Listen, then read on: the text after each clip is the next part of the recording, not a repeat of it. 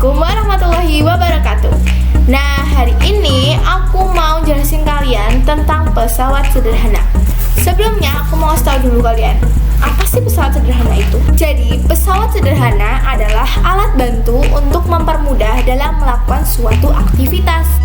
Disebut pesawat sederhana karena hanya membutuhkan satu gaya untuk melakukan sebuah usaha. Oke, kita langsung aja ke contoh pertama. Let's go, check it out. Yang pertama ada tuas atau pengungkit.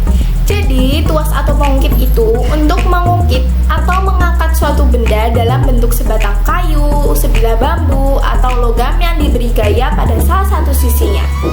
Nah, tuas atau pengungkit ini dibagi menjadi 7 bagian, yaitu ada titik kuasa, titik tumpu, titik beban, gaya kuasa, gaya beban, lengan kuasa, dan lengan beban. Aku jelasin satu-satu ya. Nah, yang pertama ada titik kuasa. Nah, titik kuasa ini adalah daerah atau tempat untuk memberikan gaya. Yang kedua ada titik tumpu, yaitu merupakan tempat alat ditumpu. Yang ketiga ada titik beban, merupakan titik tempat beban berada. Yang keempat ada gaya kuasa, yaitu gaya yang diberikan saat mengangkat benda. Yang kelima ada gaya beban, yaitu beban yang diangkat dalam satuan Newton, bukan kilogram ya guys, jangan sampai salah. Yang keenam ada lengan kuasa atau jarak antara titik tumpu dengan kuasa. Yang ketujuh ada lengan beban, yaitu jarak antara titik tumpu dengan titik beban. Oke, lanjut ya. Nah, berdasarkan posisi dari titik tumpu, titik kuasa, dan titik bebannya, tuas atau pengungkit ini dibagi menjadi 3, yaitu golongan pertama, golongan kedua, dan golongan ketiga. Aku kasih tahu contoh-contohnya ya. Golongan pertama ini ada gunting kuku. Ya, jungkat-jungkit tadi juga termasuk sih, tapi aku ada gunting kuku di sini. Jadi tuasnya itu ada di sini, tempat tangan kita, tempat kita kasih gaya. Tumpunya ada di sebelah sini, di bawah ini, dan bebannya ada di sini, tempat kita naruh kuku kita. Oke, paham kan? Lanjut. Di golongan kedua ini, bebannya yang ada di tengah guys. Jadi beban itu di antara kuasa sama tumpu. Jadi bebannya ada di tengah-tengah.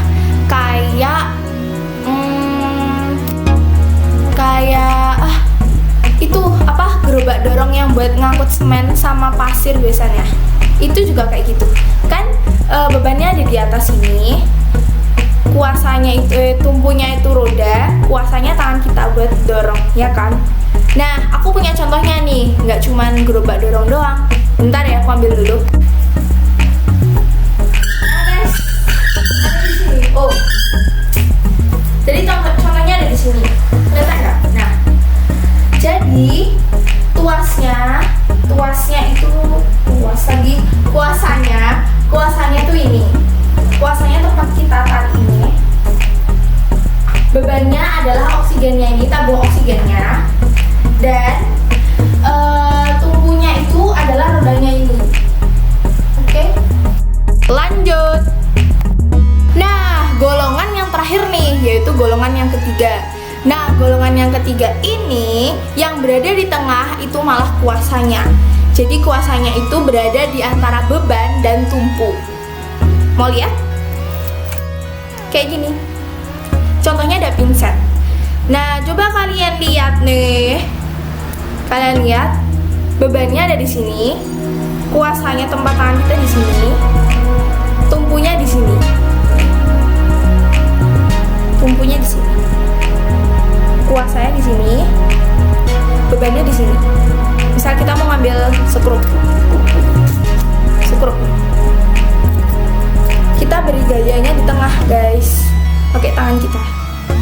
Kayak gitu. Pokoknya ingat-ingat aja kalau misalnya kuasa itu tempat dimana kita kasih gaya pada benda tersebut.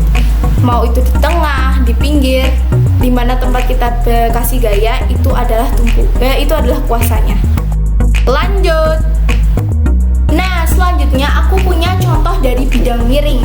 Kalian tahu nggak sih bidang miring itu apa? Contohnya ada satu nih. Sekrup. Nah, sekrup ini termasuk bidang miring loh teman-teman. Karena sekrup ini kalau kalian amati ya, kalian lihat uliran yang melingkar-lingkar di sini.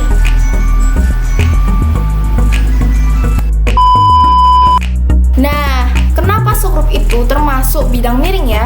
Karena sekrup memiliki uliran-uliran nih. Kalian coba lihat uliran-uliran dari bawah sini sampai deket puncak sini. Nah, itu yang disebut bidang miringnya guys. Kayak tangga gitu. Kalau tangga kan juga kayak gitu kan biasanya. Tangga kan juga termasuk bidang miring. Nah, kalau kalian amati, kalian lagi masang sekrup ke kayu, kalian bisa lihat uliran-ulirannya ini seperti menarik sekrup ke dalam kayu.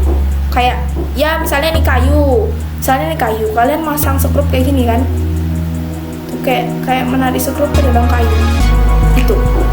Nah, sebenarnya yang terjadi adalah bidang miring pada sekrup itu bergeser melalui kayu. Jadi bergeser melalui kayu-kayu ini, si bidang miringnya ini, si uliran-ulirannya ini. Terus kenapa sih Nas, kok sekrup bisa membantu kita dalam kehidupan sehari-hari? Nih ya guys, misal ada dua kayu, yang satunya kita mau nancepin paku pakai palu di kayunya. Nah, yang kayu kedua itu pakai sekrup tadi dengan obeng.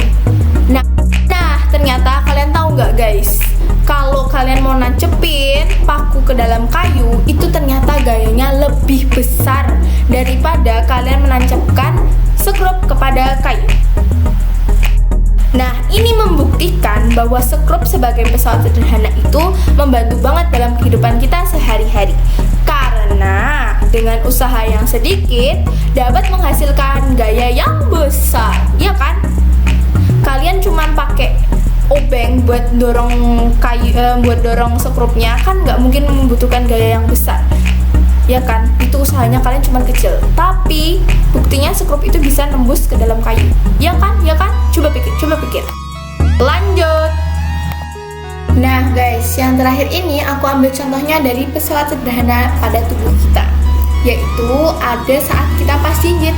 Nah, kalau pas jinjit itu maksudnya ke pengungkit jenis kedua. Kenapa? Aku jelasin ya. Jadi, kalau misalnya kalian lagi jinjit, nih, misalnya kita jinjit. Jadi, betis itu adalah kuasa.